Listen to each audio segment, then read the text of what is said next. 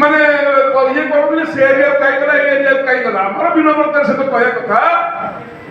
हजार हजार वर्षर ऐक्यକୁ ଆପଣ ଭାଙ୍ଗିବାର ଅଧିକାର ପାଇଲେ କୋଉଠୁ ପୁରୀବାସୀଙ୍କୁ ପଚାରିଥିଲେ କି ନା ନିଜେ ଏସି ରୁମରେ ବସି ନିଶ୍ଚୟ ନେଇଗଲେ ପୁରୀର ନିର୍ଣ୍ଣୟ ପୁରୀବାସୀ କରିବେ ଏଟା ଓଡ଼ିଶା ମତାମତ ଦରକାର ନାହିଁ କେବଳ ପୁରୀ ଲଢ଼ିକି ସଫଳ ହବ ଦରକାର ପଡ଼ିଲେ ଆଗାମୀ ଦିନରେ ପୁରୀ ବନ୍ଦ ହବ ବାବଦରେ ଲଢ଼େଇ ଚାଲିବ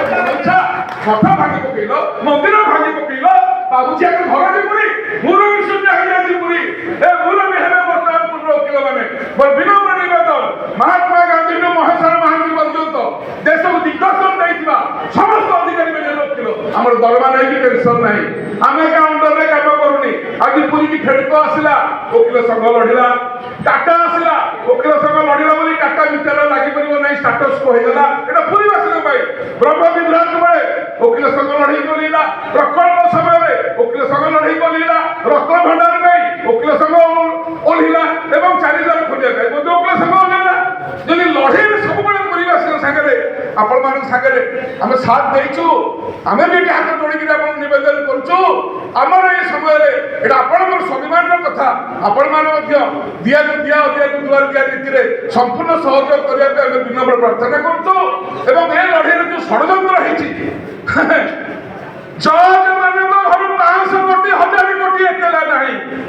ଦିଲ୍ଲୀରେ ଦେଖିଲେ କି ନାହିଁ ଏ ଜଜ ମାନଙ୍କ ଘରୁ 500 କୋଟି 1000 କୋଟି ଯେ ନ୍ୟାୟ ଦେବେ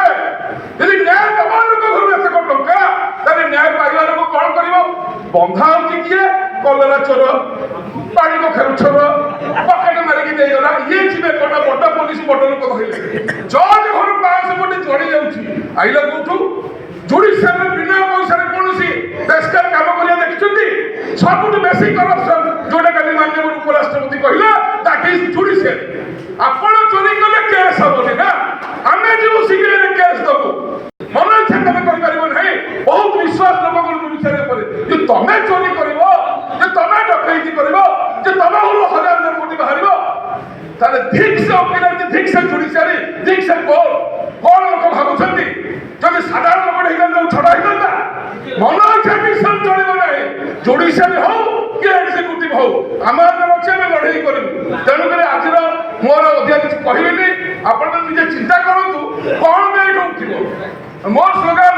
ମୋ ବାହାର ଭାଇ ମୁଁ ଯାଉଛି ମୋର ସ୍ଲୋଗାନ ହେଲା କରିବୁ ପଛେ ଛାଡ଼ିବୁ ନାହିଁ ଆଜି ମରିବୁ ପଛେ ଛାଡ଼ିବୁ ନାହିଁ ମରିବୁ ପଛେ ଛାଡ଼ିବୁ ନାହିଁ ମରିବୁ ପଛେ ଛାଡ଼ିବୁ ନାହିଁ ଜୟ ଜଗନ୍ନାଥ ପ୍ରଣାମ।